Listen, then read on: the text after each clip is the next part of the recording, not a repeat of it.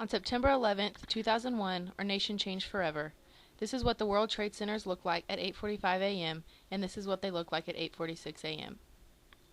The terrorist attack hurt the hearts of many Americans and killed 2,753 fellow Americans.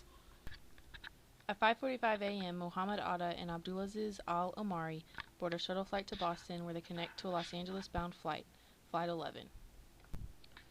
Over the next half hour, 17 other hijackers pass through security at 3 different airports, all of which carry box cutters, knives, and other weapons. Some are flagged as suspicious, but none are prevented from boarding their flights. Because September 11th was primary election day in New York City, many police officers were occupied with that.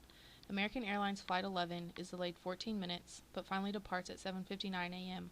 Also 14 minutes behind schedule is United Airlines Flight 175. It departs from Logan Airport at 8:14 a.m.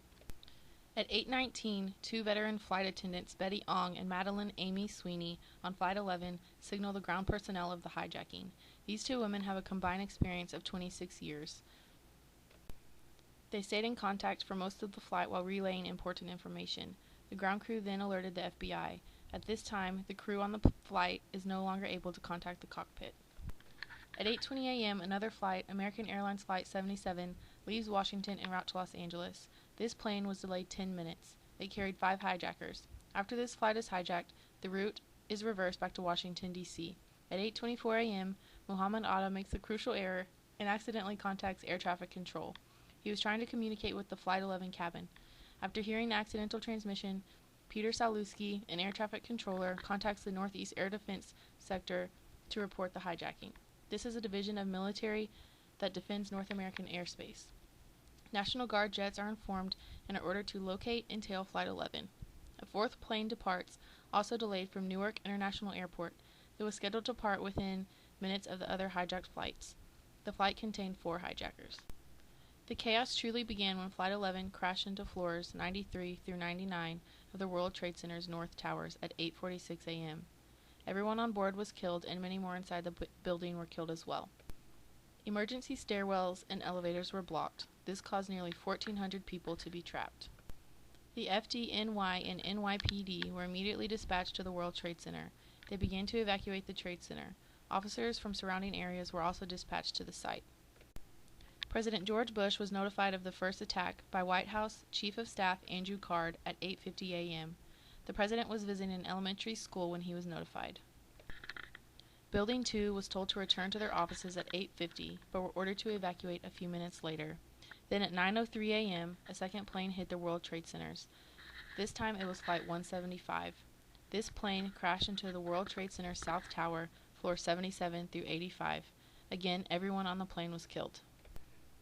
By 9:10 a.m., the NYPD had all of its men and women to the site, totaling 2,000 people. At 9:30 a.m., the NYC Office of Emergency Management is evacuated because of other planes believed to be hijacked, and at 9:36 a.m., Vice President Dick Cheney is evacuated to the Presidential Emergency Operations Center. This is located beneath the White House. A minute after, at 9:37 a.m., Flight 77 crashes into the Pentagon. This crash killed 59 passengers and 125 military and civilian personnel inside the building. At 9:45 a.m., the Federal Aviation Authority, also known as the FAA, grounds all flights over or bound for the United States. Also at this time, evacuations of the White House and Capitol began.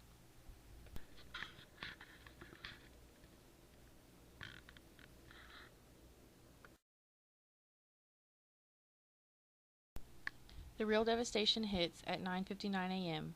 The South Tower collapsed in 10 seconds. The first responders were all killed. 4 minutes after this, another hijacked plane, Flight 93, crashed in a field in Pennsylvania. All 40 on board were killed.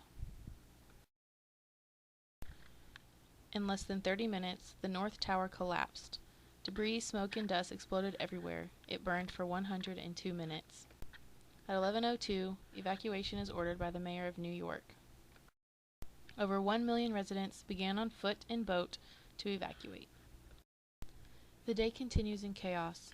Firefighters, police officers, other rescue teams, and volunteers continue to search for survivors. Finally, at 8:30 p.m., President Bush addresses the nation and states, "America and our friends and allies join with all those who want peace and security in the world, and we stand together to win the war against terrorism." If we learn nothing else from this tragedy, we learn that life is short and there is no time for hate. We will always remember